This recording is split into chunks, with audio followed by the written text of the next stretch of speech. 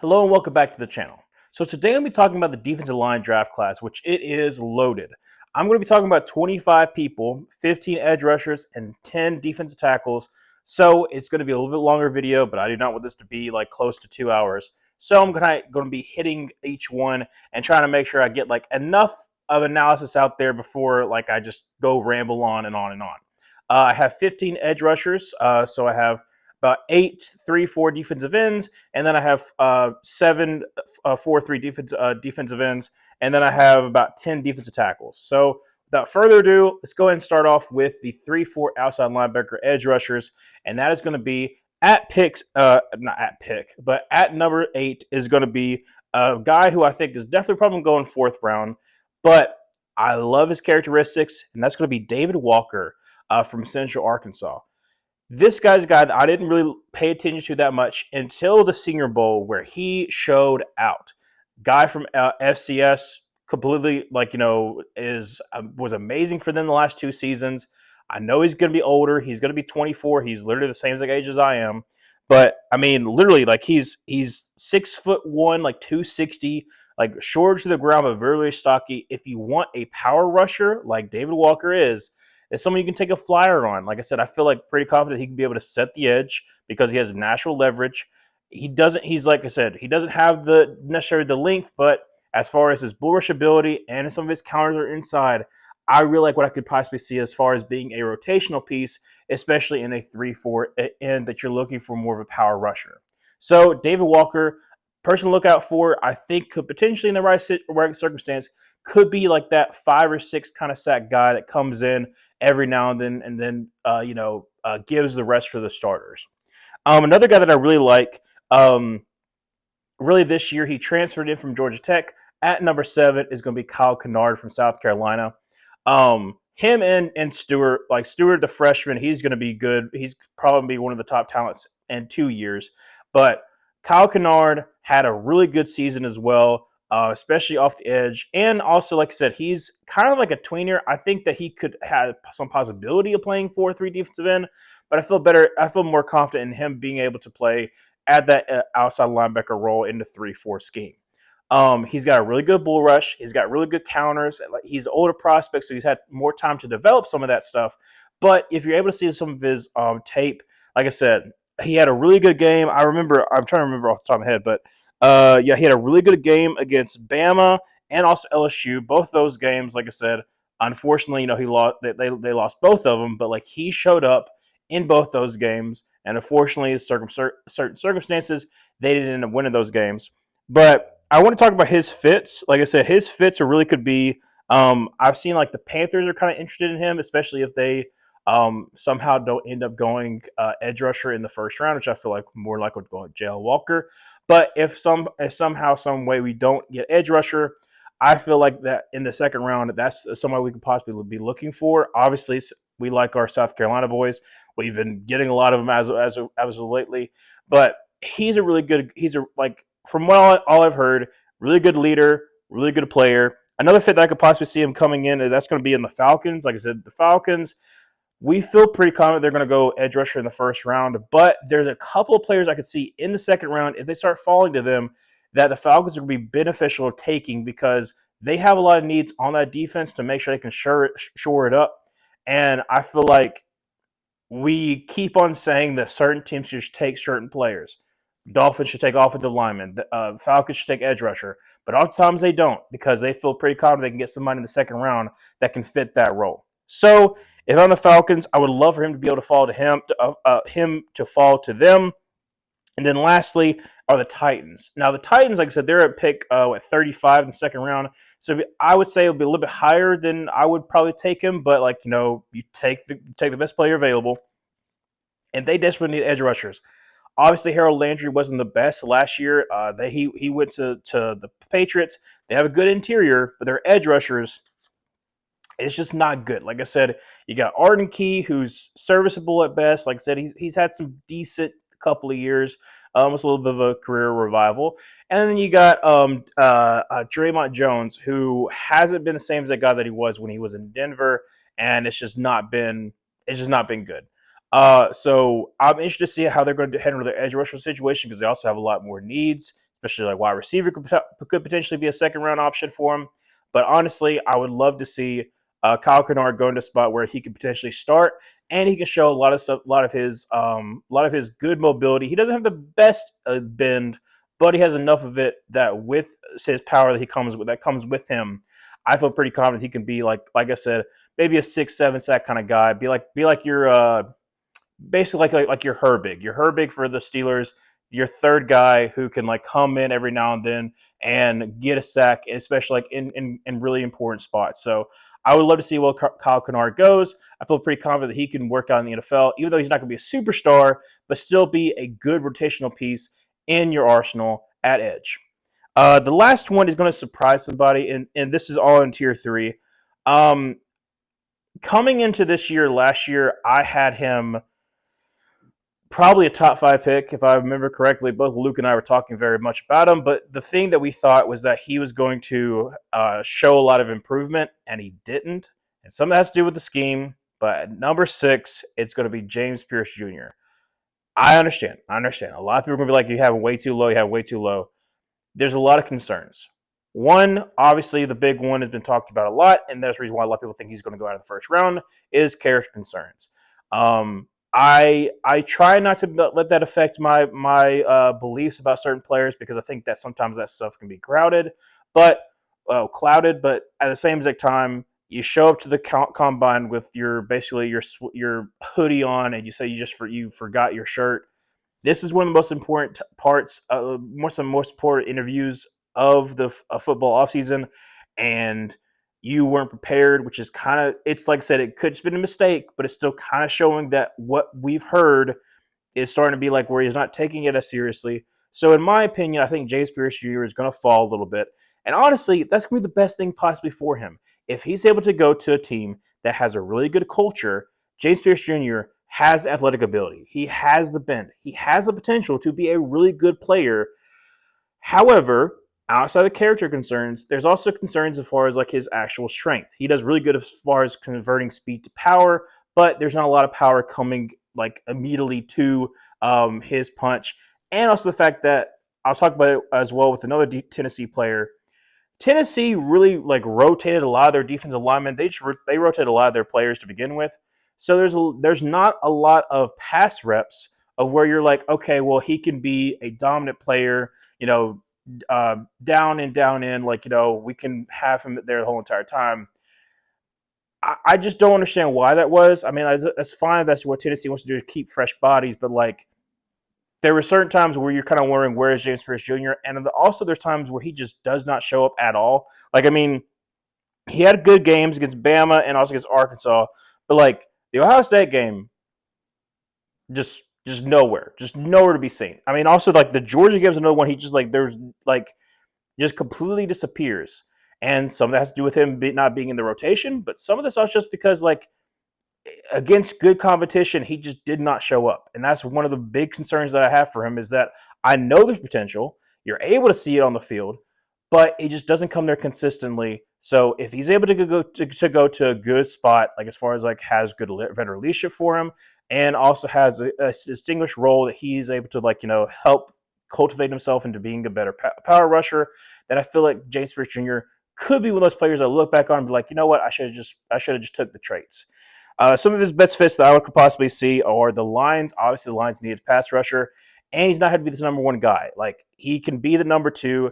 He can get a lot of one-on-one options because you got Aiden Hutchinson, you got DJ Ritter, you got Lee McNeil, you got a really good defensive line in front of you that you can have your good one-on-one matchups and start to really cultivate yourself into being an excellent Joker to an excellent Robin to Aiden Hutchinson's Batman.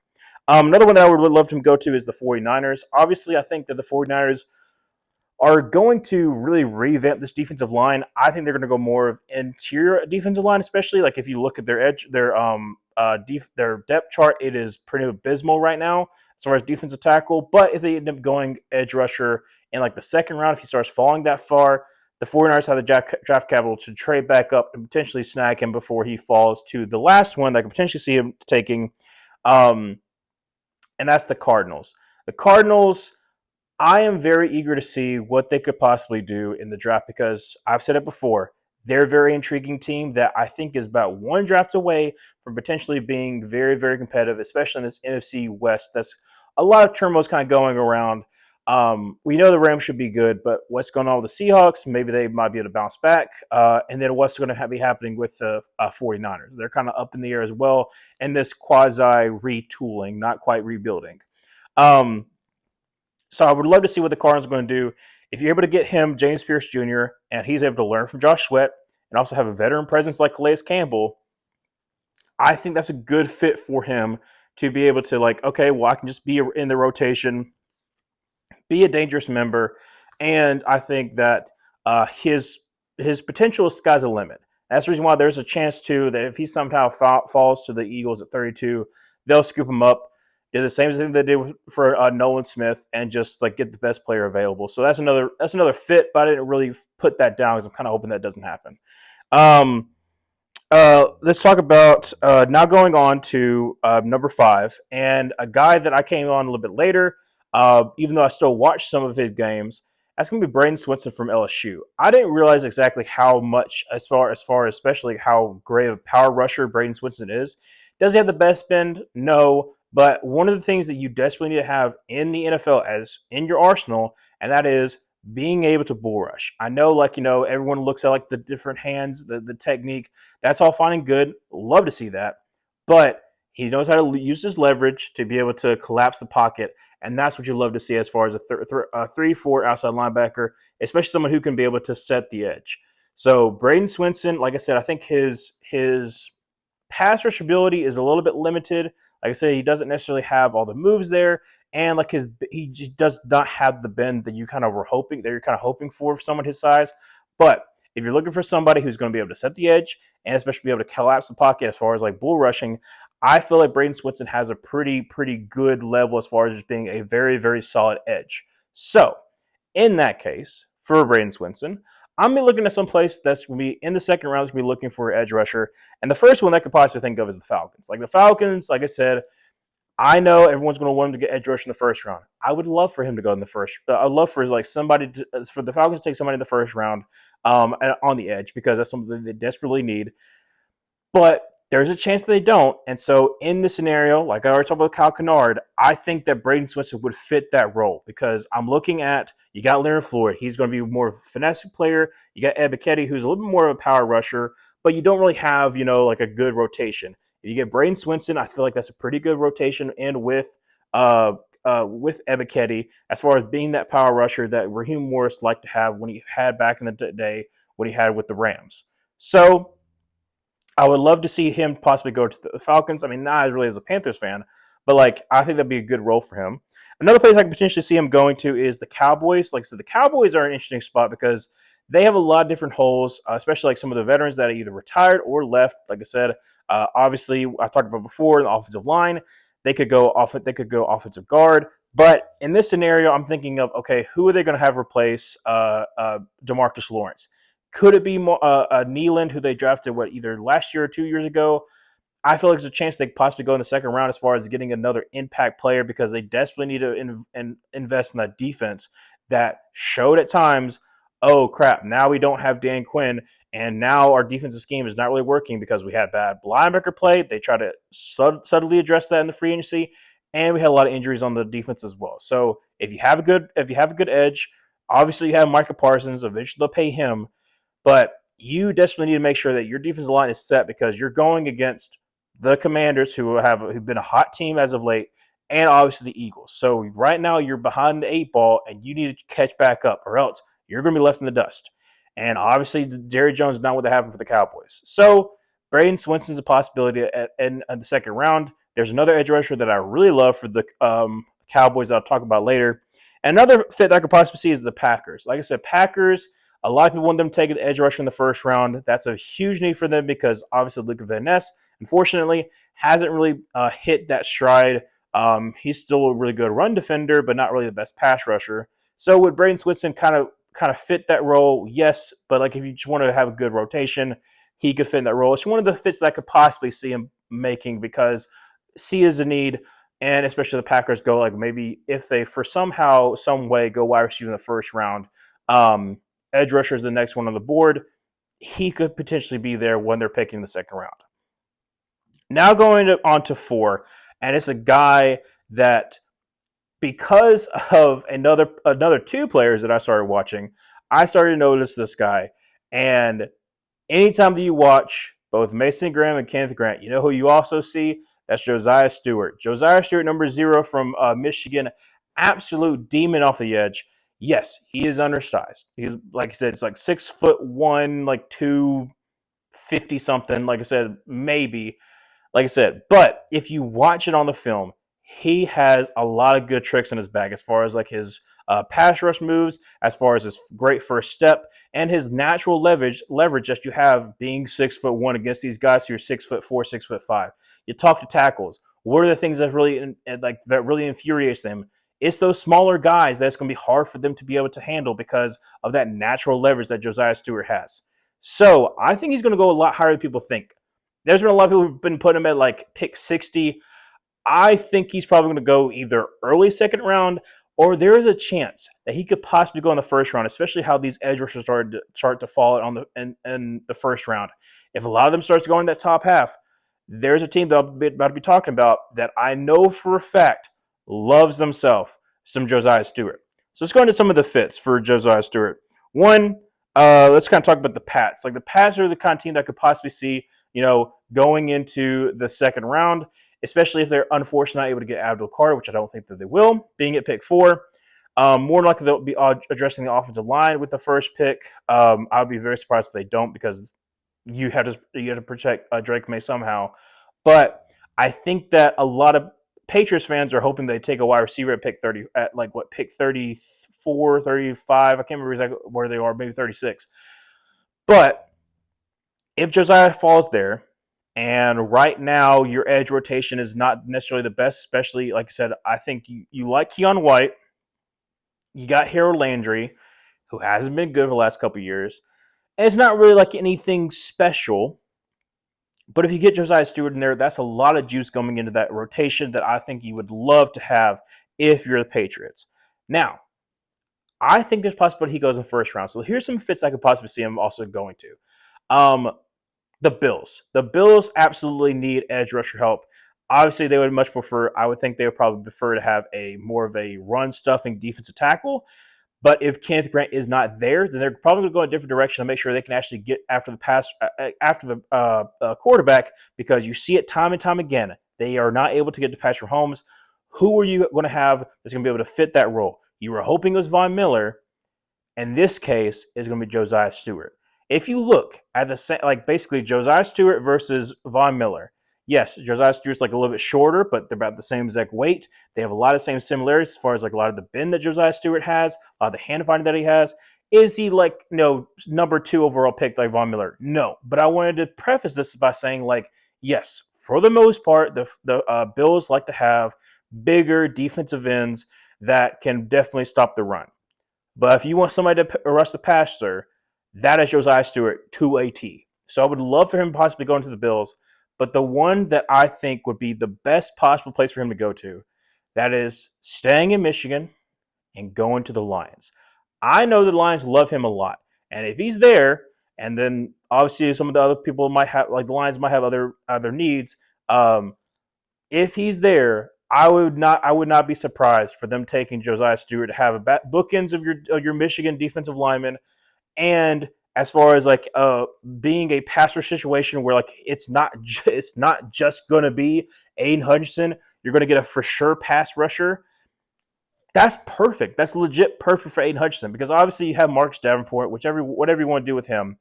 But if you want a true pass rusher who's going to be able to share some of the pressure percentage that Aiden Hutchinson has, because Aiden Hutchinson I think had like something ridiculous, like comparative to every other major pass rusher.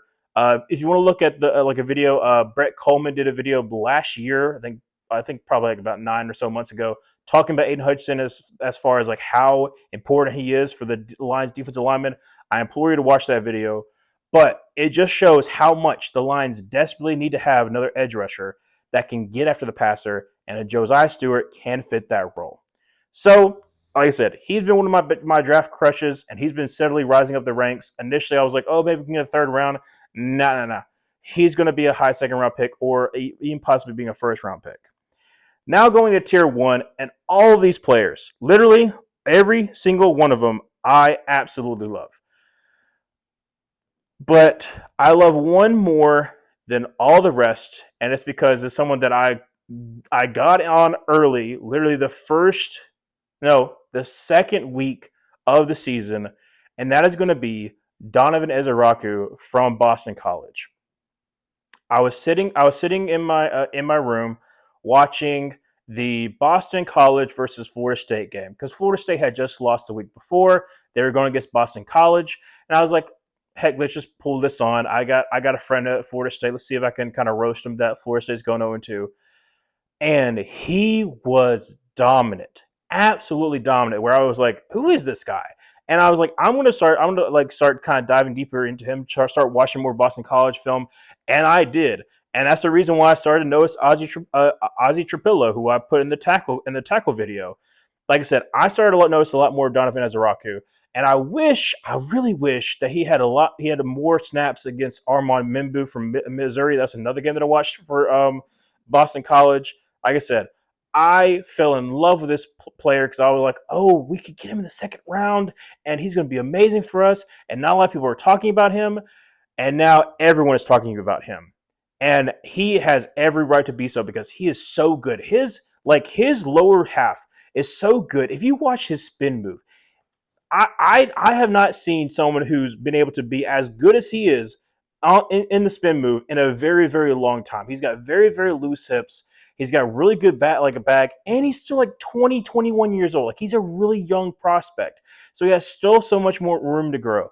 Now, is he necessarily a run defender? He has decent. I think he has a decent ability to be a run defender, but it's not what he's going to be known for. His specialty is getting after the quarterback. He had like 16-something sacks. Like I said, in the ACC, I know, but man, he was really, really good. Hold on, I'm about to sneeze. Thought I was, but now I'm not. But Donovan Ezeiruaku, I absolutely love. And honestly, if it wasn't for the Panthers, more than likely going to be taking Jalen Walker, which I'm fine with, I don't care. I would love to have Donovan Ezeiruaku because it's a guy that I fell in love with early on in this draft season. And man, I'm really glad that he's finally getting the recognition that he desperately deserves. Donovan Ezeiruaku, his fits, I've already kind of talked about the Panthers. I would love him to be there because we need a pass rusher. But there's some part of me that feels that he's going to start falling down for whatever reason, because there's always a player that falls down that shouldn't, and I feel like it's going to be Donovan Ezeiruaku. And if that's the case, there are two NFC East teams that desperately need him. That's the Commanders and the Eagles. Commanders, they need pass rush help.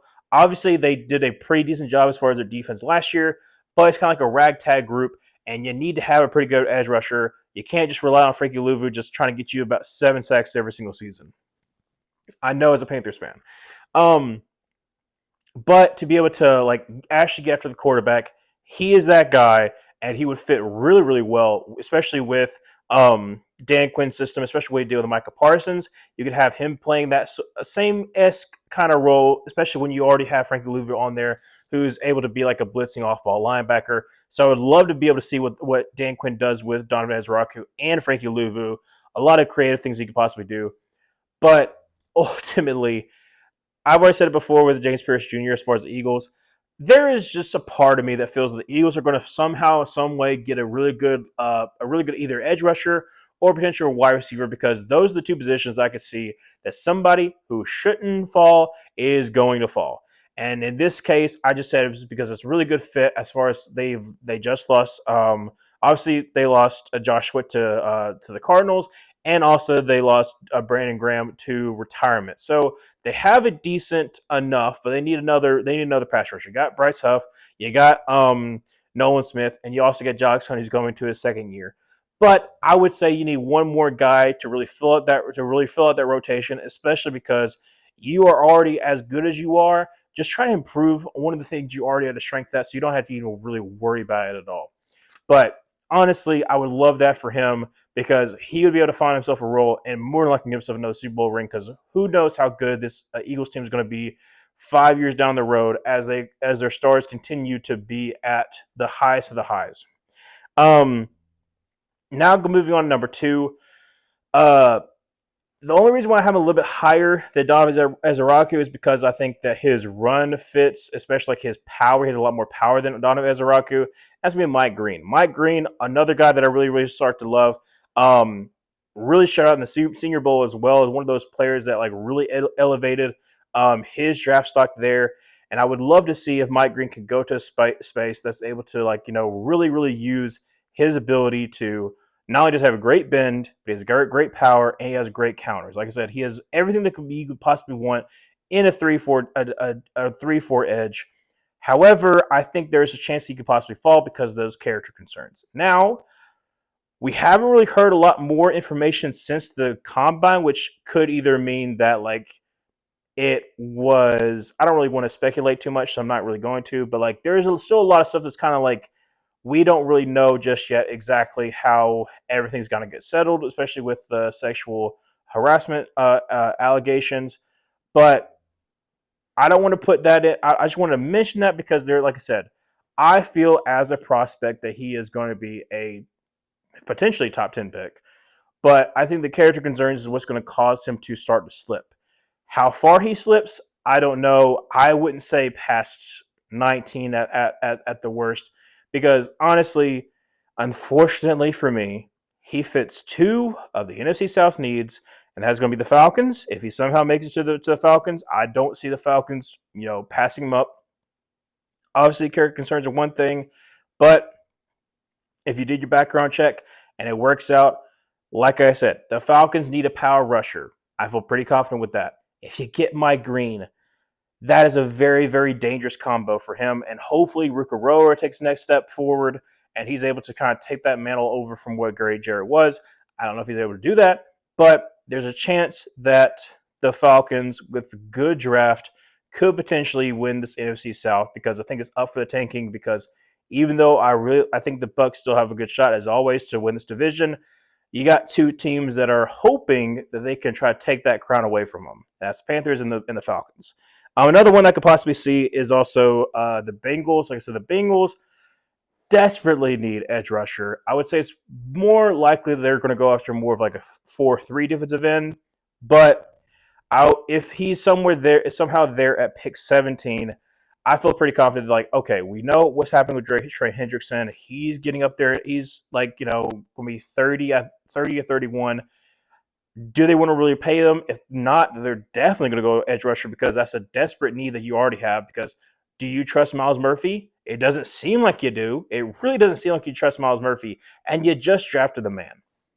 So I like I said, I hope the best for him, but like we haven't seen anything from him, and that's a high investment. Like what 29th, 28th pick, and just nothing's come from it. But if that's the case, you can go with Mike Green, and in the meantime, be like, okay, one more ride with Trey Hendrickson, then you can ship him off, and then hopefully by that time, Myles Murphy can actually do something for this Bengals defense.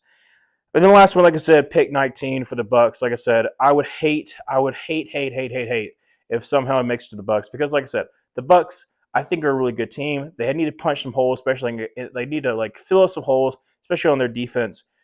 And like I said, Mike Green is just such good of a talent that if he somehow falls to the Buccaneers, Hassan Reddick, if Hassan Reddick can actually hit the highs that where he was before, after he had that holdout, that's just a dangerous combo with him, Vita Vea, and also Kalijah Kancey in the middle. I would hate that as far as like having to go up against that twice every single year. But, like I said, I think Mike Green's going to be a really good player. I'm really excited to see like what he is able to do in the NFL and hopefully kind of see like where he ends up landing in this NFL draft. And then lastly, it's kind of obvious pick. However, I do want to make a caveat. Yes, Abdul Carter is number one. But I want to preface that a lot of people are somehow overhyping him. I think he's going to be a really good player. I think he'll potentially be a star. Heck, maybe a superstar. But that takes a lot of progression. It takes also a lot of projection of what he could possibly do. He is still young in learning how to play defensive end. So, obviously, you're hoping that he's able to make strides, but there's nothing saying specifically that, of course, he's going to make strides. It's going to be on him. And so, at this point right now, I think he's going to be a star player. He has potential to be a superstar if he goes in the right system, but there's a chance he could just be really, really good. I'm looking at maybe him does progressions. He's able to get to be, I don't want to say Micah Parsons-esque because I think that's way too much hype for him, but to be a really good player, really good role player, and like eventually by year 3 maybe, but not immediately. I think a lot of people are trying to put that in, like him being automatically Micah Parsons as soon as he steps on the field. I think that's way too high because I think that's, like I said, I don't like to put too much expectations on somebody because more often than not, they're not going to meet your expectations. So Abdul Carter, I think you'll be a really great player. I love your first step. I love your counter moves as well. Like I said, you really have done a really good job of using your speed to your advantage, especially against some of these offensive tackles. And I'm just hoping that you're able to work on, especially some of your power and some of your counters off of that power. I think you've already got your speed and the counters off your speed, but working more on your bag, working more on the different tricks you can possibly throw at these offensive tackles, I think there's a chance of you being a really, really special player. Some of the fits are going to be top 10, are going to be top 5 players. Like I said, I think Giants, Patriots, and also potentially Browns. Like I said, I think the Browns are more than likely going to go Travis Hunter, which I'll talk about in the cornerback class. Like if he's paired with Myles Garrett, that would be amazing for him because one, he's not going to be the guy. He's going to be able to be like that Robin, learn and perfect his craft, while more than often than not being in on a one-on-one with the tackle, and that's going to be perfect for him. But more likely, it's not going to happen. The Patriots would love for him to go to the Patriots because obviously Mike Vrabel would love to have that. You have great interior pressure where you're going to have Barrymore, where you're going to have Milton Williams. So you would also have those opportunities of having one-on-ones. If he goes to the Giants, which there have been some talks of him going to the Giants, especially replacing Thibodeau, because what's going to happen with Thibodeau, he hasn't been able to live up to the hype yet. You pair him with Brian Burns and also Dexter Lawrence. I think it's a really good defensive line, and would love to see him be able to progress where like Brian Burns is seen is going to be the number one guy. Like I said, I think Abdul Carter, really good player. I would love to see how he's going to be able to progress. But right now, definitely top 5 pick, but I wouldn't say he's number 2, as some people are saying. I think it's a little bit high. So that's going to be 3-4 outside linebacker. Let's go into 4-3 defensive end. So 3-4 defensive end, like I said, I have seven of these players. Starting off with a tier 3, it's going to be number 7. And that's going to be Jack Sawyer. Actually, no, sorry. 7 for outside linebacker, 8 for 4-3 defensive line. But Jack Sawyer for number 8, I really, really liked him, but I think that it's more of just a low ceiling, high floor. I think it's just like, there's like a little bit of, I'm just going to try to match it up. There we go, match it up. I think right there is where Jack Sawyer hits. I feel like he's going to be solid as a 4-3 defensive end, but I don't think he's going to be like, I think there's a lot of people who are trying to overhype him, and I think that that's a little bit too much. I think he's probably going to go in the late second, early third round because of a lot of his traits. Like I said, really good bull rusher. I think that he has some moves, but not as much because of his physical limitations. He just doesn't have any bend to him at all. And I like it sucks that way, but he just doesn't have that much bend. He's more just a power rusher that I think is going to be a good edge setter. Like I said, I think that's going to be his role, and maybe he might get like 4 sacks a season, which would still be good for him. But I don't think he has that high, that super duper high upside that he could potentially, blow me out of the water. I just think he's going to be a very solid guy. Like I said, you get him in the late second, early third, and he adds to your rotation. Some of his fits could possibly be the Lions. Like I said, I wouldn't want him to be a starter, but if you're looking for more of a rotational piece, then that's plenty fine for the Lions.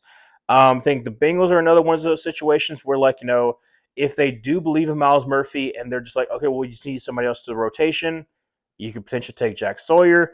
And then the other one's going to be more so the Bears. Like I said, the Bears need help on the edge, but it doesn't necessarily have to be a starter. Like I said, they got the guy from the Colts. I'm trying to think of his name off the top of my head, but I can't think of it.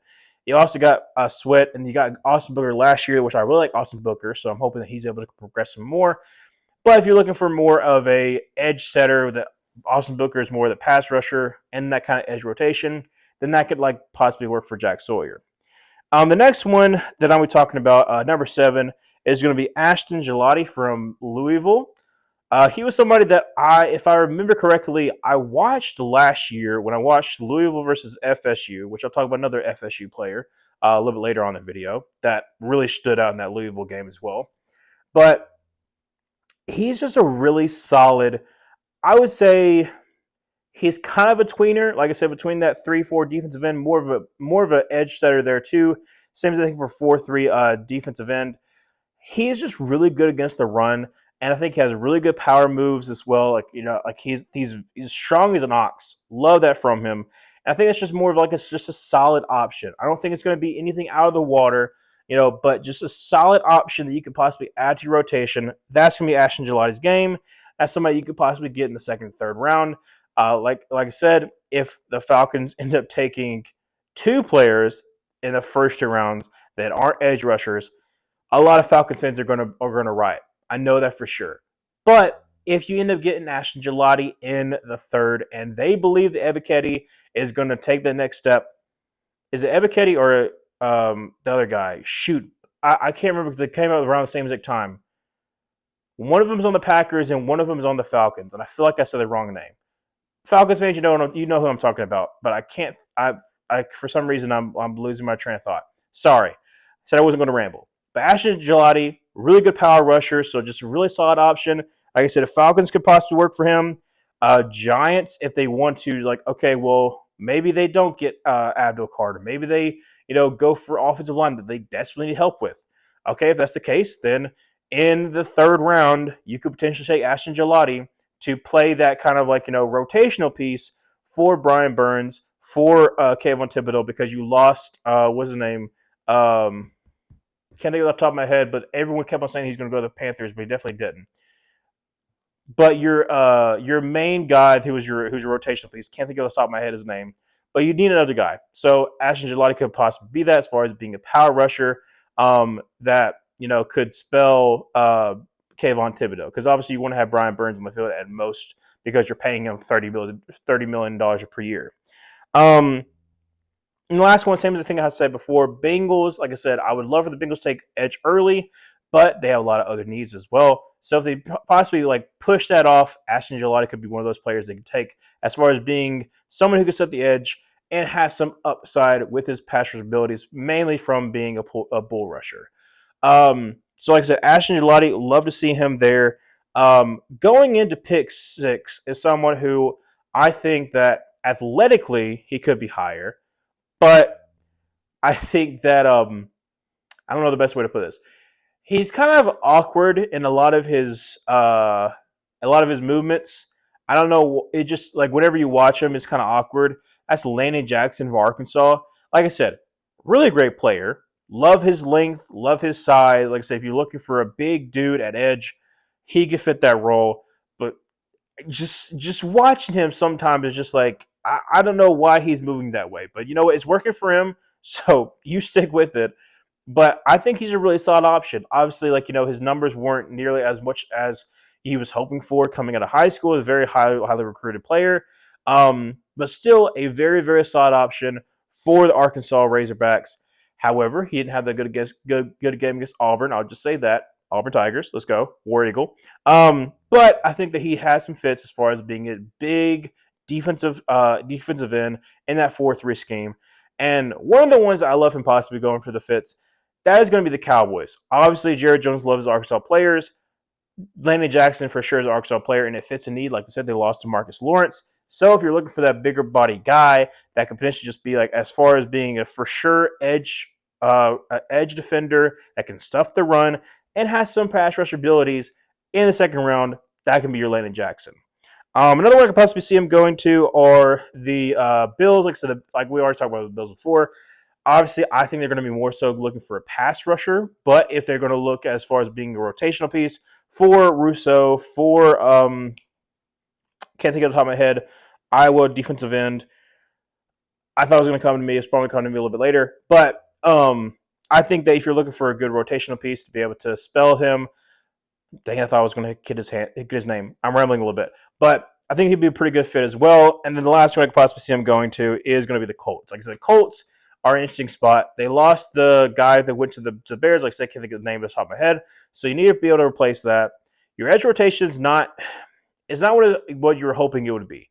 You invested first-round picks in it, and it just hasn't been, the thing that you were hoping it would be. It's not. It's Leatu obviously had a pretty interesting rookie season. Hopefully, he's able to bounce back. And then also you got Kwity Paye, who's just been, not the best. But Deo, I can't think of his last name. He left for the Bears. You need to be able to replace him. Landon Jackson could possibly be one of those players you replace him with. Now, moving on to the last one, tier 3. And a lot of people are going to say that I have this guy too low, which is fine. But I'm going to be prefacing a lot more on production. And if this guy does not have production in college, obviously really good coaching can get the most out of him. But with Shemar Stewart from Texas A&M, seeing people put him at like pick 7 for the Jets or other like places that like there are some people who are trying to say that the Panthers are going to try to get Shemar Stewart. I'm sorry, but no. Yes, he has all the physical attributes you could possibly want, for sure. And in the ideal world, you know what? I can fix him. But you know what? Those words, I can fix them. You know what it kind of sounds like? It sounds like those relationships you kind of can see sometimes where, like, unfortunately, like, your friend is just like, oh, no, he's really nice. He's really good. I can fix him. A lot of coaches think they can do that with certain players because he's got everything you could possibly want. He's got the size. He's got the speed. He's got everything else that you could possibly want. But you know what he doesn't have? When it comes down to delivering, he does not deliver. And a lot of times, he got absolutely bullied. So, I want to preface this by saying that I think that he can be a solid option, especially a really good run defender.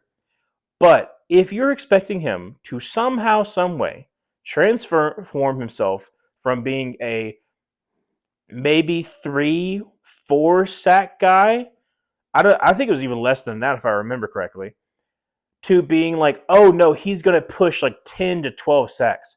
From where? Where have you seen that at all during his film? You've seen sometimes he'd be able to get pressure, sure, because he's got good movement skills for as big as he is, and he's got good strength. But like a lot of times, it just does not come together, and I think he's getting way overhyped. And I think there's going to be somebody, unfortunately, that's going to take him because they see the traits. And if they try to make him the number one guy, he is not going to be the number one guy. He's better to be someone who's going to be able to perfect his craft. Taken later on, sure, he can be your Robin to whoever your Batman is, your sidekick.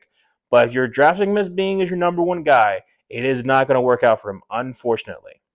But there are people who could possibly fit him, and let's talk about that. Obviously, we talked about the Bears. I think they're going to be going after bigger defensive ends. Obviously, they got Montez Sweat. They got them from the Colts. But you bring in Dennis Allen. Dennis Allen likes himself with some big boys on the edge. Shemar Stewart is definitely that. And in this case, you already kind of can put him as more of a rotational piece behind Deo and obviously Montez Sweat. So he doesn't have to be an immediate contributor, but he's able to perfect his craft and able to build upon that hopefully the Bears are building up a really good culture that he's able to develop. So that's a possibility. The other ones, the 49ers. Like I said, obviously the 49ers are going to be revamping that defensive line. You're possibly looking at, okay, well, what do we have? We have Nick Bosa, and that's it. Okay, well, now we need to have pretty much just throw darts at the board, trying to make sure we can get something to hit, and hopefully Robert Saleh is able to develop him into being that guy. Like I said, he would be more so of a Robin to Nick Bosa, which Nick Bosa obviously has a lot of attention on him, and so possibly, maybe he can work out, but would I take him at 11? Heck to the no. But the 49ers have more picks. They could either take him a second round or they could trade back up. Who knows?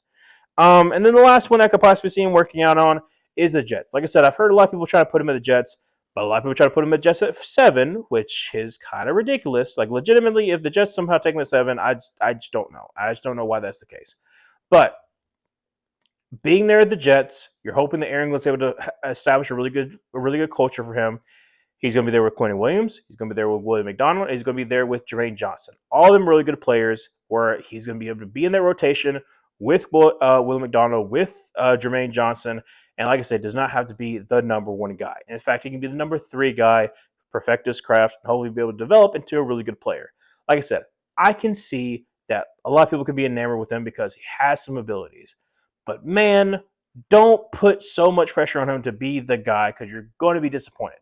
You're just going to be disappointed.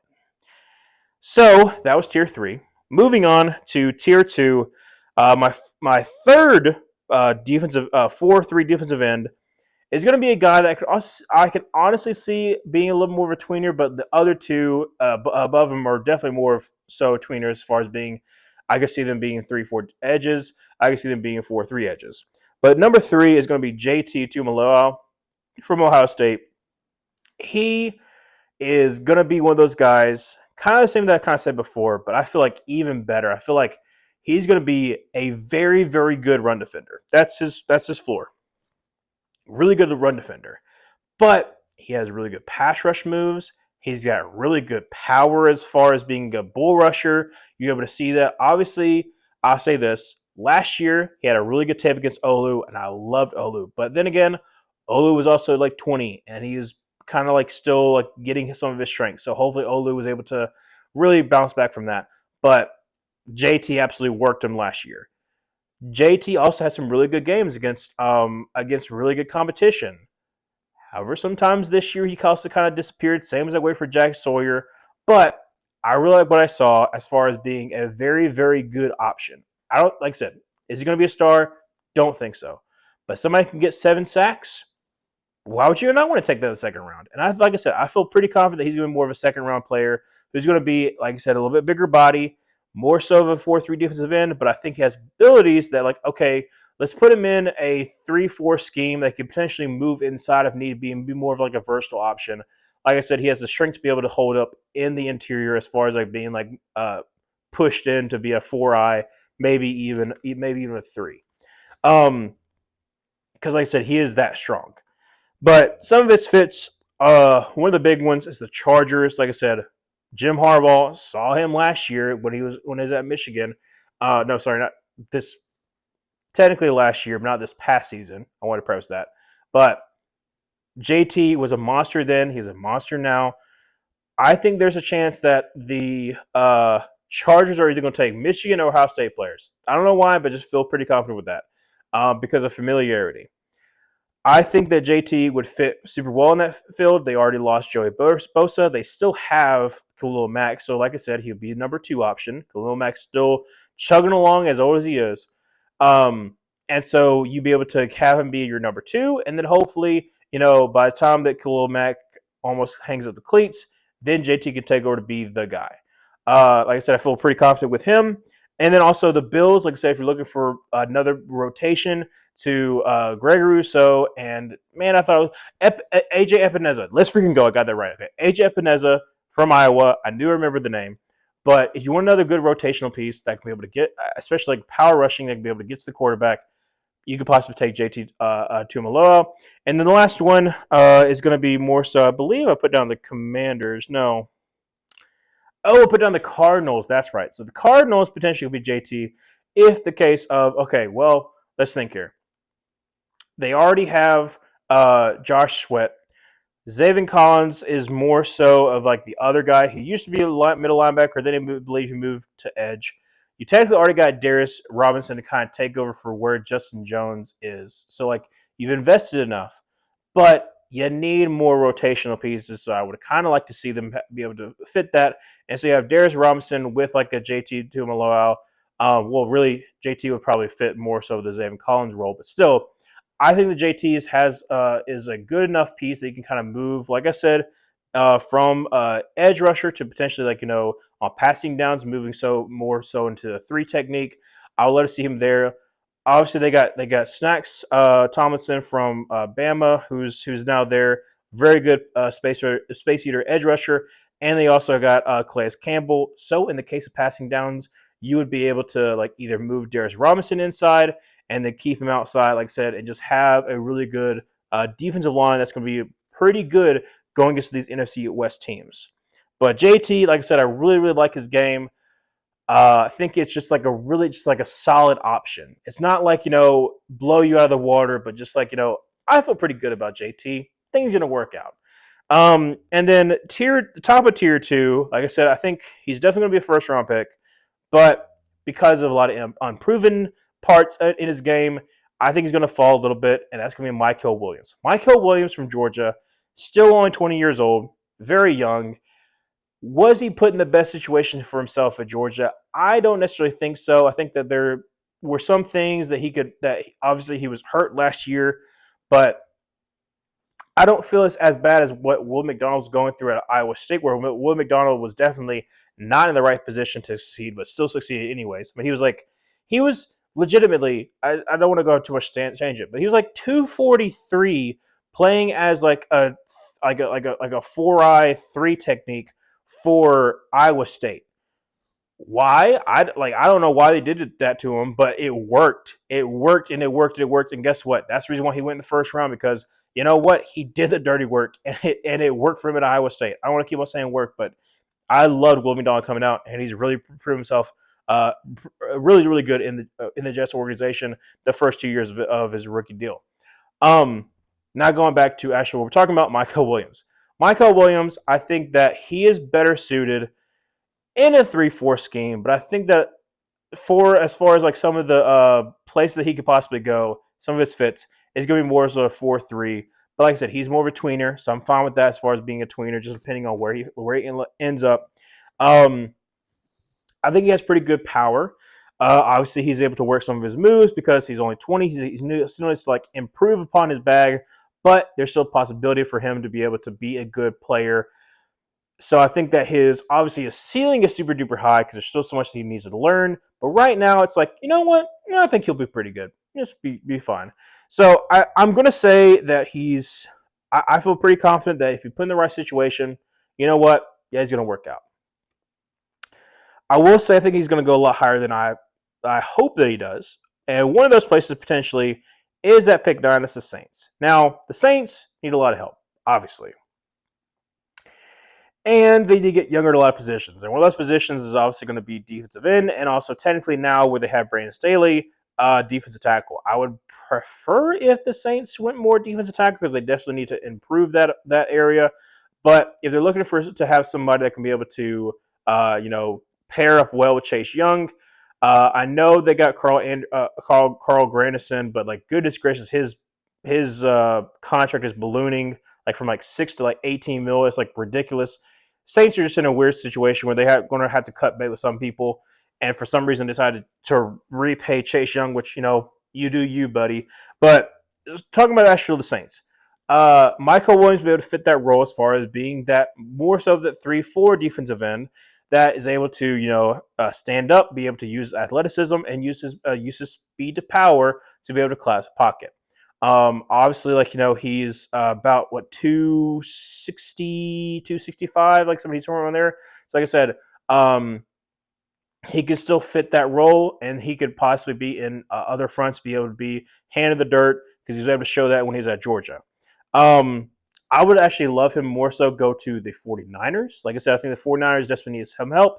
And like I said, in this case, he's going to be on the opposite side of a really good edge rusher in Nick Bosa, so he doesn't be the number one guy. Because if he goes to the Saints, even though technically Chase Young's the number one guy, I don't think there's a lot of people who are very scared of Chase Young. So it would be better suited for him to go to some place that's going to be definitely have a good culture, because you already feel pretty confident with the 49ers, even though they're going a little bit turmoil, that bring Rob Saleh back, be able to develop the guy to be I think could possibly, if he goes to the 49ers, could be a little bit of a steal because of his high potential that he possibly has.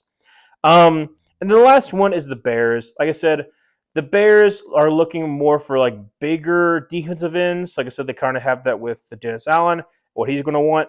But if you want some juice off the edge, who, like I said before, you are technically invested enough that you have your starters, but if you want somebody to develop behind him, that could be Mykel Williams. Like I said, only 20 years old. You would have him for 5 years with that fifth-year option. So he's basically destined to be able to improve upon himself to be that guy that you can spell with Montez Sweat. By the time that Montez Sweat is, 30 at that point? Probably older than that. No, Montez Sweat probably like 32. So in that case, I'm taking Mykel Williams early on. You be able to invest enough into him by the time he's 25, 26 in his prime, he could be the number one guy. And I think that's the reason why a lot of people are going to be intrigued. Because if you're able to get the guy in your building and develop him because he's 20 years old, when that second contract hits, that is going to be his prime. And if everything works out, he's going to be a star in the league. Like I said, it's a lot of projection. That's the reason why I couldn't put him at tier 1, because I put people in tier 1 that I feel so for sure that they're going to work out in the NFL. There is only one tier 1 4-3 defensive end, a little bit of a tweener, and it's a guy that I loved last year, didn't have the best year this year, and that is going to be Nic Scourton from Texas A&M. Nic Scourton was an absolute beast at Purdue last year as a sophomore. And then this year, he goes to Texas A&M, and he beefs up a lot more than what he was before. Then he goes up to like about 285. He was like 265, I believe, or 270 at Purdue. Beefs up 285, loses some of his abilities, and it definitely showed again in Texas A&M. But there's still those moments you're able to see like what you saw from him in past times. He slimmed back down for the draft, about that 265 weight. I'm probably even smaller than that. I just love Nic Scourton, and I can't get that out of my head of what I saw last year. I think that he's being slept on significantly. He could potentially be one of those players that starts to fall that should not fall. And if I'm anybody in the teen range that I desperately need an edge rusher, and say like Mike Green's gone, and I don't feel super confident in Donovan Ezeiruaku, which you probably should, Nic Scourton should be your guy. Nic Scourton, like I said, his fits, I've already said it before, that maybe the Falcons are going to take an edge rusher in the second round. But if Nic Scourton is there, as far as getting yourself a Jared Verse-esque player, I know Raheem Morris was on the Falcons when Jared Verse went to the Rams, but there's still communication more than likely with the Rams. If you want to get that guy who is young, just like Mykel Williams, he's 20 years old. And I think he doesn't even turn 21 until like September. Like I said, he's really stinging young. He has so much more potential. He's such great power as well, and he's already great moves. He showed it at Purdue. He didn't show the best at Texas A&M, but I won't fault that totally on him. I think that he has potential to be a really, really good player, and I think that people are sleeping on him. So if the Falcons somehow get him, I'm going to be very upset. Honestly, the Falcons, Saints, and the Buccaneers more than likely are going to be taking players that I really, really want. I just know it, and Nic Scourton's be one of them, and I'm going to be very upset about it, and you're going to be seeing on draft night because I'm going to be streaming that too. But Nic Scourton to the Falcons really fits for them. Bengals would fit for him so much because, like I said, you need an edge rusher. You need a guy who's going to be able to be especially a good run stuffer, especially because like how bad your run defense was. If he falls there at 17, why would you not want to take him? Why would you not want to take him? Like, goodness gracious. I don't understand that. He is going to be a really good player. Why would you not want to take him at 17 to basically be like, okay, you know what? Nic Scourton can be our guy. Trey Hendrickson, we love what you've done for us, but this is business and move on. I would like for you not to because Trey Hendrickson is really good, but that's kind of how the way that the Bengals have been, and you can't keep everybody, so you got to replace them. So if I'm on the Bengals, Nic Scourton's there, you take him. The last thing I could possibly see him going to is the Lions, and this one would be the best one. Like I said, if he starts to fall, and he is there at 24, the Lions and the Vikings have done deals in the past, and really and truly, actually, no. If he somehow falls to the 23, I kind of feel the Packers are taking him. But the Lions, I feel like, could be potential one of those players or one of those teams that jumps the Packers to take an edge rush they desperately need. In this case, it would be like a Nic Scourton. If Nic Scourton's paired up with Aiden Hutchinson, that would be absolutely heavenly and an absolute dangerous defensive line. If that happens, like I said, whatever happens with the rest for the Lions draft, you're just happy that you can find yourself another edge rusher that can compete with Aiden Hutchinson as far as pass rush shares, and also somebody that can be good against the run that you don't really have right now outside on the edge outside of Aiden Hutchinson. So Nic Scourton, I feel really good that he's going to be a good player. So these four tier one edge rushers, I just feel like so good they're going to be like, you know what? I feel really confident they're going to work out in the NFL, and that's the first 15. So we just hit an hour in the video.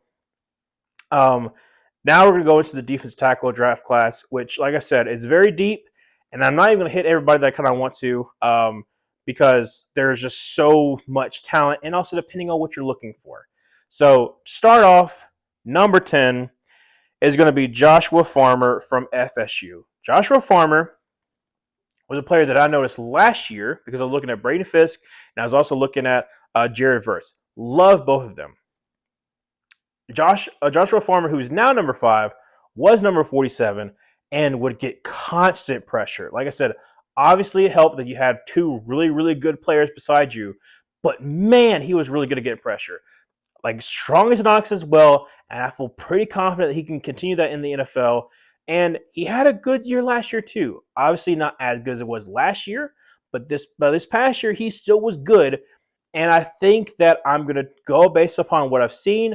I just feel like he's going to be a really good run defender, and every now and then he has really good strength that he's going to be able to bypass a lot of people and be able to get pressure in the interior as far as just being a presence in the middle. I like Joshua Farmer in that role of being a run stuffer that can occasionally get some pass rush wins.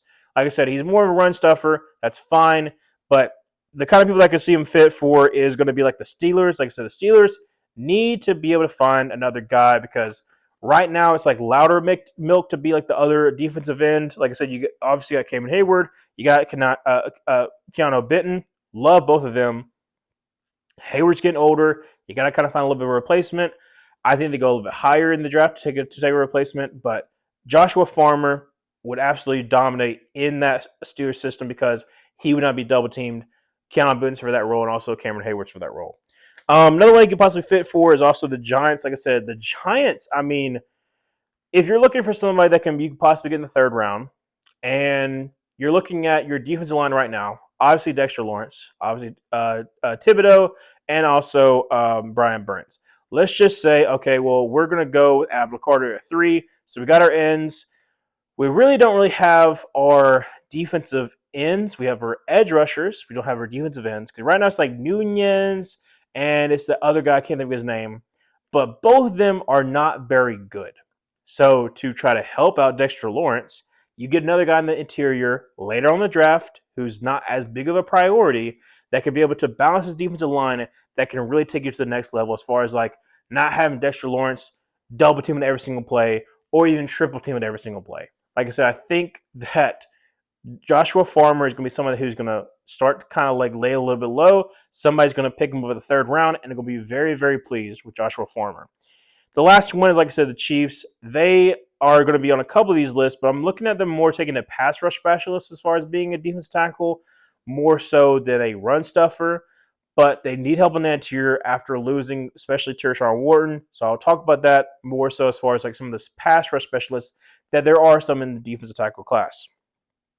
So Joshua Farmer, very solid option. More likely to be like in that pick, 90 to 100 range.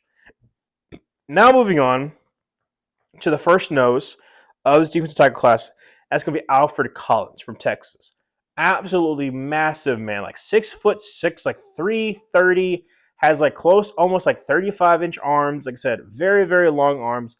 I like Alfred Collins as far as just being a straight up run stuffer. Does he give you anything in the pass rush? No. But do you necessarily need that if he's going to be a nose and he's going to stop the run? No. Like I said, if I'm anybody that's like, okay, I need to make sure that I can be able to stop the run. I need a big, powerful guy who's going to help me out in the late 2nd, early 3rd, because I think Alfred Collins is going to go a lot higher than he probably should. But everybody needs to have their nose tackle, especially when we have some really good running backs in the NFL. I'm looking at Alfred Collins being a perfect fit for the Texans. We've kind of talked about that with Luke before. He kind of wants him in the second round, which I'm fine with because it'll be later on in the second round. But if you're able to get somebody who not only do you have good edge rushers, but you need to have the interior presence to make sure they can't run the ball on you and be able to free up some of your linebackers, that's Alfred Collins to a T. And if he goes to Texans, that would be amazing for them. Another AFC South team that desperately needs more help in the interior, though they still have starters right now, but they're getting up in their age, that is going to be the Colts with obviously Grover Stewart, who's like 33. You have DeForest Buckner, who I think is past 30 as well. Both of them are still good, but up there in age and need to be able to find their replacements, and you'll be able to find that replacement in Alfred Collins, especially again, like I said, being able to stop the run, which you were not really able to do last year. Some has to do also with really bad linebacker play, so I'll give you that kind of credit. But Colts would be amazing for them too. And the last one would be the Cowboys. Now, I think that they still are fine with Mazi Smith. Obviously, him going into his third year. Yes, he's going into his third year. Mazi Smith hasn't been the guy that you're kind of hoping for, but at Michigan, he was still a run stuffer. I'm hoping he could be that because obviously you got Osa, who's going to be your three technique, your pass rush three technique. You need Mazi Smith to be that run stuffer. Hopefully he is. But if the opportunity presents itself and somehow after Alfred Collins is in the third round, then I could possibly see it because, like I said, the Cowboys are more likely to take BPA. So there's a possibility that somehow Alfred Collins falls there. And that would be perfect because, like I said, they desperately need to stop the run, and they haven't been able to. But Alfred Collins, really solid nose tackle. The next nose tackle is going to be Tyleik Williams, my number 8 player, number 8 defensive tackle from on this defensive line class is Tyleik Williams from Ohio State. Goodness gracious, couldn't spit that out. So good in the run game. Like, legitimately, you cannot run against this man. Now, does he, like I said, same thing with Alfred Collins, does he give you anything in the pass rush? No, not at all. But that's what I'm saying. You don't draft him for that. You're drafting this to get somebody, okay, I need somebody that's going to be able to stop the run. You're going to get that with Tyleik Williams. Like, that's it. Like you said, you need to stop the run. You ain't be able to. Get Tyleik Williams. He's not going to be able to run against you. Especially if you're to pair him next to, like, a very impactful 3 technique that you might already have on the roster. That would be perfect for him. Tyleik Williams would be perfect fits for the Bills. Like I said, the Bills, I feel pretty confident, are more likely going to try to get Kenneth Grant if they can in the first round. But if they can't, they could possibly trade back into the second round and take Tyleik Williams early. I have no problems with that. Yes, it would be early to take a nose tackle. But Daquan Jones is getting older. They desperately need to make sure they can keep up having a really good defense. And how they're able to have a really good defense is having a strong interior presence in the defensive line where you have Ed Oliver, who's more the pass rusher, who's the 3 technique. If you're able to get a really good nose, and especially for the future with Tyleik Williams or somebody else we'll talk about, then I feel pretty confident the Bills are like, okay, we'll keep up this Super Bowl winner that we have open because our defense is still going to be good, and we got Josh Allen. Another person I can see Tyleik Williams going to is, like I said, the Texans. I think it's more so the Alfred Collins role because it's kind of what they kind of drafted people from Texas. But Tyleik Williams also would fit that same exact role as the same thing with Alfred Collins. So I won't really dive deeper into that. But like I said, get somebody that can make sure you can stop the run. You desperately need that for the Texans to make sure they can be more than likely a top 3 defense. And then the last one is the Packers. Now, the Packers is a little bit interesting, mainly because, like, obviously, they already have Kenny Clark, but Kenny Clark is also getting up there in age. I think he was drafted in 2015, 2016, somewhere in there. Can't remember exactly. I think he was 15 because, Josaiah Alexander was 16, I think, or is the other way around. Don't remember. Anyways, sorry. Kenny's getting older. You need to find a replacement. You also lost, more of a defensive tackle, so that could be another option for you. But with TJ Slaton, but I could honestly see, like, going into second round, especially if it starts to fall, the Packers being like, okay, let's get ahead of what's happening with Kenny, and let's go ahead and make sure we get the future nose tackle for this defense that is going to basically help us have a really good run defense. Now moving on to 7 is a guy that I, like I said, didn't know about until the Senior Bowl. That's going to be Darius Alexander from Toledo. Really, really, really great prospect. Yes, older than me, very, very old. But man, is he strong. And yes, like I said, you can have grown man strength that could be like there's some knocks about him because he's old. But as far as what you see on tape, you're able to see a strong guy who has some good moves and, like I said, has really good leverage. So if you're looking for more of a run stuffer that has a little bit better pass rush ability, Darius Alexander could be someone you can look for in the 2nd round. There are some people who are trying to put him in the 1st round. No, don't. Like I said, I would be very shocked if he does because he's an older prospect, and also this is a very deep defensive line class. But I think he'd be a really solid option, and I feel pretty confident in that. So like I said, I just feel like, okay, you know what? He's going to be a solid option enough that you can take a chance on him and be perfectly fine. And some of his fits, like I said, are going to be what we kind of talked about before with the defensive line. It's going to be like the Cardinals, especially being behind Calais Campbell. He's not going to be expected to be the starter, but be a really good rotation for this Cardinals team. The Bengals desperately need defensive tackle help. They re-signed B.J. Hill. Obviously, they're kind of hoping that Chris Jenkins Jr. can take the next step to be the run stuffer. So if they're actually able to get that where they're able to like really fix the defensive line, that'd be fine. But right now, I still feel like they're going to try to get another impact player that's going to be like a Darius Alexander type. And the last one I could possibly see him going to is the Jets. Like we talked about before. Well, actually, no, I don't think I actually have. But Jets, you got your edge rushers. Talk about the edge rushers. Didn't talk about the defensive tackle. You got Quentin Williams. But beside Quentin Williams, who do you have? You don't really have like another impact guy that I think can possibly like take this defensive line to the next level. And so in that instance, I would love for you to take Darius Alexander because guess what? You don't have to take him in the 1st round. You can focus on your other needs, especially on offense in the 1st round, hopefully Armand Mimbu, and then take Darius Alexander in the 2nd round and be perfectly fine with that because guess what? You've solidified your offensive line. You solidify your defensive line. Like, that would be perfect for you as far as like your first draft with a new head coach trying to establish a culture. So Darius Alexander, watch him out for, especially in the 2nd round. I think he could possibly have a really good role in the NFL. The last of tier 3, and him, so technically, my 6th and my 5th are very, very close. I just have it slightly above, and I'll talk about the other one in a second. The last one in tier 3 is going to be TJ Sanders. Now, I was a lot higher on him about a month or so ago, and I've kind of started to kind of sour him just a little bit. I still feel pretty confident as far as being a pass rush specialist. However, he's going to be more in that tweener body because, like I said, he's like 294, I think. Like I said, he's definitely a lighter defensive tackle.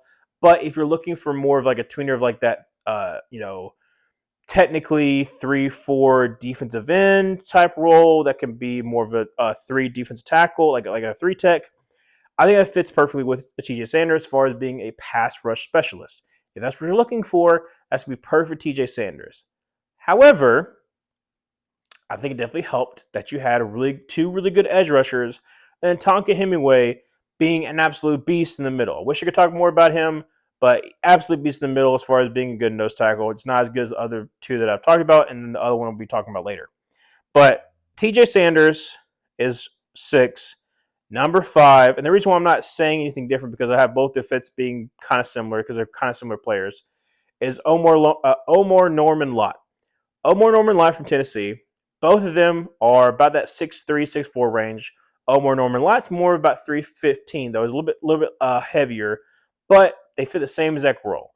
They're both good pass rushing specialists, especially in the 3 technique, that I don't think are going to be starters, but like when you need them on 3rd down, you're going to be looking at TJ Sanders, you're going to be looking at Omarr and be like, you know what? Go in there, give me a sack. I'll say this about Omarr, though. Same thing as I just said about James Pearce Jr. For some odd reason, he barely had any kind of pass rush snaps. So obviously he did well when he had him, but he was never like a true like every down kind of player. And so you're going to allow scouts to look at that and be like, okay, well, do I want to invest highly in this guy that hasn't shown that he can play, however many snaps is kind of normal for like a college game. He has about like half of those. So like you just kind of need to see more, but like a lot of it's going to be looked up upon traits and like what actually the film shows. I think a lot of people are going to be falling in love with him. There's a chance he could go first round. I hope that he does it. I hope he goes second round because I think there's more of an opportunity of like him not being automatically labeled as a bust. But I think that he has a chance of being like, okay, if you put him against a really good automatically defensive tackle that gives a lot of pressure as is, or be more of a rotational piece that's just going to be a pass rush specialist, then I think both of them could work out. So here are the ones that I have as far as like the fits for both of them. Both of them same kind of thing. First off is Chiefs. Chiefs, because of the fact that you have Chris Jones already there, and like I said before, you lost Tershawn Wharton. So you lost both of those. You lost Tershawn Wharton, who was basically kind of in that same exact role as far as being a pass rush specialist, defensive tackle kind of thing. But a lot of times he also did a lot of the dirty work to kind of free up Chris Jones. Now, do I know which one will be better for that role? Not exactly, but I just know that they desperately need to have more pass rushers, especially in the interior, because outside of Chris Jones, they don't have it. They barely really have edge rushers because, unfortunately, Uzomah hasn't been the guy, and then Karlaftis has been good, but not amazing. He's been pretty solid, but not like what you're kind of hoping for him to be. So I think both of them would be really good fits for the Chiefs. The next one's with the Eagles. Obviously, both of them lost Mykel Williams. Mykel Williams is going to be, he was like, 6'2", 6'3". I think he's actually shorter than that. And then about 285, like I said, 280 something, like I said, like very, very small defensive end / defensive tackle in that kind of 3-4 scheme. Right now, the Eagles starting Ajomo from the Texans, I think it was drafted 2 or 3 years ago. More of a run defender, but if you're looking for more of a pass rush specialist that can be able to come in, especially when you're paired with Jalen Carter, I would love for TJ Sanders or Omarr Norman-Lott to be paired with Jalen Carter, because guess what? Jalen Carter is going to get those double teams. So you're going to be one-on-one. Just win your one-on-one, get pressure, and you can possibly even get 5 to 6 sacks a season because guess what? You're going to be with Jalen Carter, so you're going to be getting those one-on-ones. Like I said, you have the opportunities. And then the last one possibly is going to be the Bears. Like I said, the Bears are one of those teams that I'm like, okay, Grady Jarrett's not as good as he used to be, which is still fine. Like I said, but you're able to like learn from him. I think Gervon Dexter is someone who gets kind of slept on. I think he's a really good player. Like I said, I think he's going to his third season, which usually is when defensive linemen really hits their stride. So you're able to pair him, young player, with another young player that if they were to develop a lot of stuff in their game, you could potentially have a really good young duo in the interior defensive line for years and years to come. So I would love to see both of them. Like I said, both of them are kind of same exact role. So both of them have same exact kind of fit. So kind of just kind of like push them together.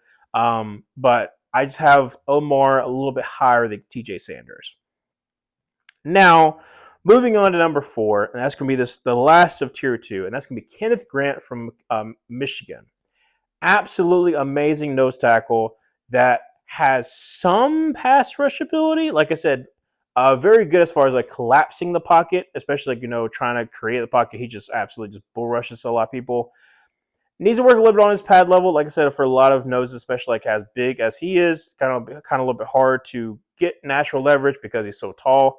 But I really love his strength. I really love like some of the stuff that he's able to do as far as like getting off of blocks.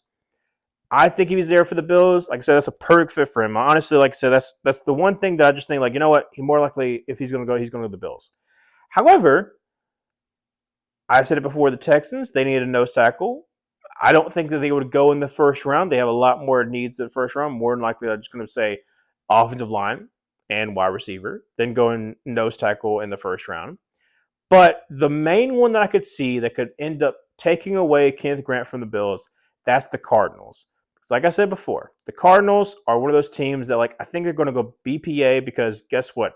You're in a position where you're a very young team, you're a very talented team, but you're still not quite there. So adding another pool of really talented players like a Kenneth Grant that could be able to fit that rotation where okay, if Calais Campbell gets hurt, we got Kenneth Grant. If Snacks gets hurt, we got Kenneth Grant. Having Kenneth Grant with Calais Campbell is a pretty good rotation. And especially on that defensive line, especially in goal line situations, you got Kenneth Grant, Snacks, and also you got Calais Campbell. That's going to be really hard to run against. He's a very powerful man, very powerful nose that I think that is going to be able to work on the NFL as long as he's put in his position that best utilizes his skill set. Like I said, Cardinals, Bills, and Texans absolutely would love him, and he wouldn't have to be oh well, he's doing a lot of heavy lifting. No, he's going to have a lot of help when he gets put in those situations. Like I said, Texans have by far one of the best edge rusher duos, and you have a good rotation of especially pass rushing-esque defensive tackles that he doesn't have to be on there on third down. Now moving up to the top three. It's been a very long video, but these by far are some of the people that I'm very, very excited to see what's going to happen in the NFL. Obviously, talk about the top four edge rushers. I'm super excited for them. Feel very confident in them. These top three, it's really depending on where they go that I would feel very confident with how they're going to end up in the NFL. Starting off at number 3 is going to be Derrick Harmon from Oregon. Now, this is a guy who really stepped on the scene this year, got into better shape as far as he was, I think it was 340, and then he got down to 315. Works really well for his body as far as his movement ability, and he moves very, very well for as big as he is. Some of that has to do with the fact that he was so used to carrying 340, 345, and now he's on 315, which obviously can be a lot more nimble. But man, is he a disruptor. I did already say Derrick Harmon. I'm pretty sure I already said his name, but Derrick Harmon, absolute disruptor from Oregon. I've seen a lot of people still be kind of low on him, which is fine. But man, when you watch the tape, there's a lot of stuff that you like. Now, with every single one of these players, really him and Mason Graham I'll talk about, they're disruptors. However, sometimes they're what's the best way to put this? They're initial disruptors, but they don't have necessarily the counters they desperately need. I'll talk about Mason Graham in a little bit, but Derrick Harmon, really great pressure, but sometimes can take himself out of the play because he got too much pressure, and the offensive line, being a smart player, takes him out and just uses his leverage against him. So you would rather kind of see some of the times him be more of okay, I got the strength, because you can be able to see the strength. I got the strength to be able to hold up and to be able to dictate wherever I move instead of I'm going to pick a side and then pick wrong, because then that makes everybody else's job way harder. So I think Derrick Harmon has a lot of abilities. Do I think he's going to be more so a higher pick? No, but I do think it's potential to be in that 15 to 20 range, because I think that he would be really, really good if he ended up going to the Steelers, the Vikings, and also the Jets. The Jets are just in some cases of he's following, the Jets are okay, we need to make sure we get a guy to pair Quentin Williams. We should trade up and get him, because I think that's going to work out really, really well for them. But the other two are more so first-round picks. Now, obviously, Steelers, talked about it already a bit before. It's Loudermilk that right now is the other kind of defense tackle in their system, the 3-4 system. Also, Cameron Hayward's getting a little bit older. If you're able to get Derrick Harmon in that scheme where, okay, he doesn't be the number one guy, he gets to learn from Cameron Hayward and eventually take over for him, I think that'll be perfect for Derrick Harmon, because guess what? He fits in that role as far as being a disruptor. You've already got your nose tackle that pretty much keeps everything in line. If you just get after the ball and go, that would heavily improve this Steelers defense that should be really good, and at times it is, but we kind of saw, especially in the last half of the season, it definitely wasn't as good as it had been in the past. But I would love him to go to Steelers. Jets are talked about. And then Vikings. Vikings, I feel pretty confident they're going to trade down because of the lack of picks they have. Same as the kind of thing with the Falcons, because they have just so few picks. But the Vikings in this instance, okay, you invested in the defensive line. But who do you have behind him? I think you got the guy from Redmond from Oklahoma, pretty good guy. But you need another guy to kind of be like that future for you, especially when you have you got Javon Hargrave, and I believe, and you got Jared Allen. Both of those 30 or over. Both of those have chances of potentially getting injured, so you want to make sure you have more pressure coming from the interior. And Derrick Harmon could definitely be that, and also be a really good rotational piece for that defense. Make sure it's still on. Okay, we're still good. So the last two, I'm both very, very, very high on. Starting with number 2 is going to be Walter Nolen from Ole Miss. Walter Nolen has a lot of potential, but from what you can already see, you know he's going to be an absolute run stuffer because, man, is he strong. Like, legitimately just bullies guards sometimes because he can just take them for a ride. I think he has some good moves. Obviously, he can improve upon them. But I think, like I said, I'm trying not to project a lot of stuff because that's where you can get caught. But I think as of right now, he is going to be a disruptor that's a really good run defender. And if he's able to work a lot of his moves and use a lot of athletic ability that he already has right now, then the sky's the limit for him. But right now, I think he's going to – I put him up really high because I feel really confident that as he is, he's going to be a really, really good player for somebody who takes him. Like I said, some of his fits – could possibly be the 49ers. I love that for him because not only does he have, like I said, pair with Nick Bosa, but it's a desperate need for the 49ers. Look at the 49ers defensive tackle class right now. Oh, not class, but depth chart right now. It's like Kevin Givens and I'm trying to get the other guy, but that's not like anything. And not really anybody in the depth either. So like you desperately need to get somebody that can be able to hold up in the run and help out this linebacker core that just also like Jerry Greenlaw. So if I'm the 49ers, I would take Walter Nolen and not even blink twice about it. But say he doesn't. Who else could he possibly fit with? Well, 16 and 17, Cardinals and Bengals. Like I said, Cardinals, I just talked about that but also before, him being they need defensive tackle, especially like being a depth piece for in case that Snacks Thomason gets hurt, or if Calais Campbell gets hurt. Both of them are older. Calais Campbell, heck, like I said, he's like 35, 36. You need some help. So if he's able to be there, able to learn from them, and not have to be the guy immediately, that would be even better for him because guess what? He doesn't have the expectation, and he's able to work with really good defensive linemen like Calais Campbell.